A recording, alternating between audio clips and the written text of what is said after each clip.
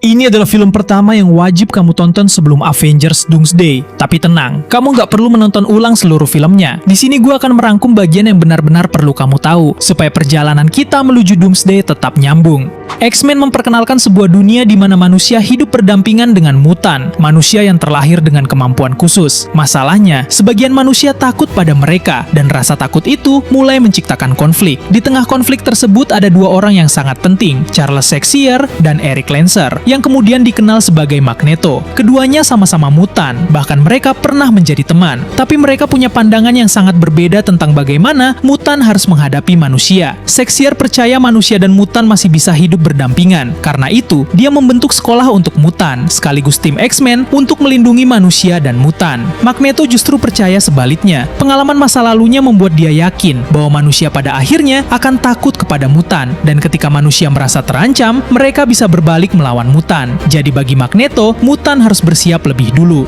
Perbedaan inilah yang membuat dua orang yang dulunya dekat akhirnya berdiri di sisi yang berlawanan. Di film ini kita juga diperkenalkan kepada beberapa mutan penting, Wolverine, Cyclops, Storm, Jean Grey, Mystique, dan Rogue. Tapi dari semua karakter itu, Wolverine dan Rogue punya peran penting dalam cerita. Wolverine adalah mutan dengan kemampuan penyembuhan yang luar biasa dan cakar adamantium. Sementara Rogue bisa menyerap kekuatan dan ingatan seseorang melalui sentuhan. Dan kemampuan Rogue kemudian menjadi bagian penting dari rencana Magneto. Magneto menciptakan sebuah mesin yang bisa memicu mutasi pada manusia. Targetnya adalah para pemimpin dunia yang berkumpul di Ellis Island. Tapi untuk menjalankan mesin tersebut, dia membutuhkan kekuatan Rogue. Masalahnya, proses itu bisa membuat Rogue kehilangan nyawanya. X-Men akhirnya mengetahui rencana tersebut. Mereka berusaha menghentikan Magneto, sementara Xavier berusaha melindungi Rogue. Pada akhirnya, mesin itu berhasil dihentikan. Rogue selamat dan Magneto ditangkap. Tapi jangan sampai lu mengira masalahnya sudah selesai, karena kemenangan X-Men di film ini tidak menyelesaikan konflik yang sebenarnya. Konflik antara Xavier dan Magneto masih hidup. Xavier percaya masa depan mutan bisa dibangun lewat perdamaian. Magneto percaya masa depan mereka hanya bisa dijaga lewat kekuatan. Dan perbedaan inilah yang menjadi fondasi penting dalam kisah X-Men berikutnya. Jadi sekarang lu sudah tahu fondasinya. Mutan hidup di tengah ketakutan dan ketegangan dengan manusia. Profesor X dan Magneto punya sejarah panjang, tapi ideologi mereka bertolak belakang. Wolverine,